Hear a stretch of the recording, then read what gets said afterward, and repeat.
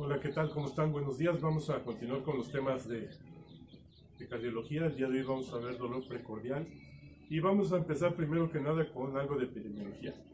En el servicio de urgencias llegan del 2 al 7% de pacientes con dolor precordial y la función de nosotros como médicos es identificar signos y síntomas que pongan en peligro su vida y resolver lo más eficiente y rápidamente posible los problemas. Es muy importante que nosotros al paciente con síndrome coronario, con infarto del miocardio, lo diagnostiquemos rápidamente. ¿Por qué?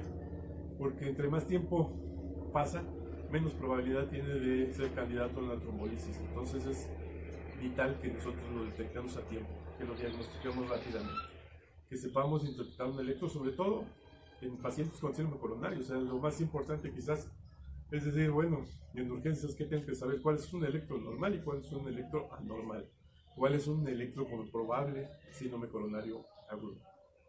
Hay muchas causas que nos pueden producir dolor en el pecho, dolor precordial. Y el dolor precordial pues, puede ser de diferentes tipos: vascular, pulmonar, dermatológico, neurológico, musculoesquelético. Y lo que más nos preocupa es el dolor de origen cardíaco, ya sea isquémico, valvular o inflamatorio. Dentro de los dolores precordiales, el que más nos preocupa, como recalco, es el dolor que tenga que ver con un síndrome coronario, con una angina inestable o con un infarto del miocardio. Puede ser angina de Prinzmetal, angina estable, una cardiomiopatía hipertrófica que nos produzca un dolor de tipo isquémico, o problemas como prolapso de la válvula mitral, estenosis aórtica, insuficiencia aórtica, o bien la miocarditis, que muchas veces no la diagnosticamos. Quizás otro de los problemas graves, es muy grave, es el aneurisma discante de aorta. Es una de las patologías que son poco diagnosticadas y que al paciente le puede llevar a la muerte si nosotros no hacemos un diagnóstico precoz. A nivel pulmonar hay muchas causas de dolor, principalmente los dolores de tipo pleurítico, las neumonías no diagnosticadas, que son muy frecuentes, las enfermedades más raras como neumomediastino, neumotórax espontáneos, que no son tan comunes, mediastinitis, que también afortunadamente no son frecuentes, y el embolismo pulmonar, que es, como lo decíamos y volvemos a mencionar, si no se piensa, no se diagnostica. El herpes zóster, cuando es un cuadro florido, el paciente tiene un dolor típico ardoroso, periférico, cutáneo, y hay lesiones, pues es muy fácil de diagnosticar.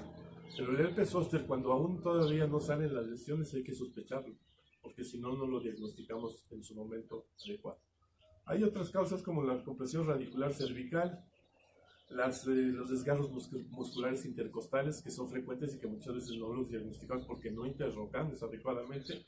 Y el diagnóstico más común, osteocondritis. Todo dolor de pecho, así como decíamos, dolor de arriba del ombligo es gastritis, todo dolor de pecho que no es cardiológico es osteocondritis, y no es cierto. Hay muchas otras causas que nos pueden producir un dolor precordial.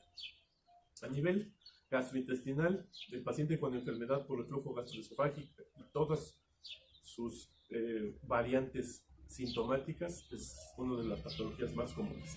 Espasmos esofágicos, enfermedades acidopépticas, la pancreatitis, de la cual ya hablamos, la patología de la vía biliar y otras causas menos comunes.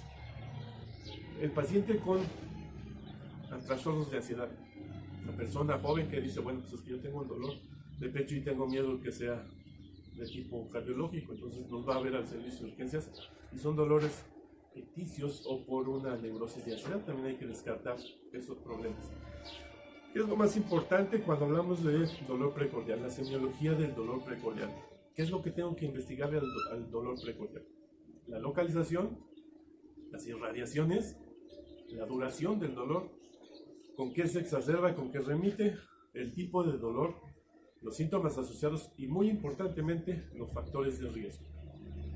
¿A dónde se localiza el dolor? Normalmente el dolor es un dolor precordial, ¿sí? Pero puede ser un dolor epigástrico, puede ser dolor de cuello, puede ser dolor de la extremidad superior. Entonces, pensar siempre que pueda ser un síndrome coronario con una presentación atípica. ¿A dónde se irradia? Lo clásico es que se irradia hacia el brazo, hacia la parte interna del brazo y antebrazo, cuello, maxilar inferior o mandíbula, ¿sí? Que son las irradiaciones más comunes.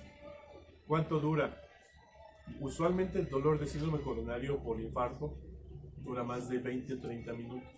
Cuando dura menos de ese tiempo y además está asociado al dolor, puede ser una angina inestable o estable.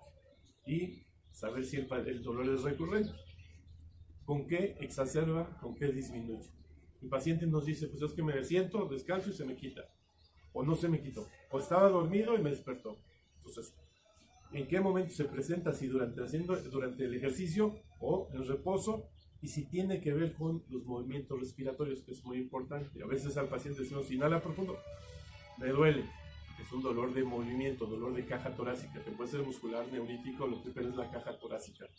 Pero si tenemos duda, le tomamos un electro, enzimas, lo que sea necesario. El tipo de dolor. Cuando el paciente nos dice, me duele aquí exactamente, señalando con el dedo, es un dolor tipo punzante, es poco común que tenga que ver con un síndrome coronario.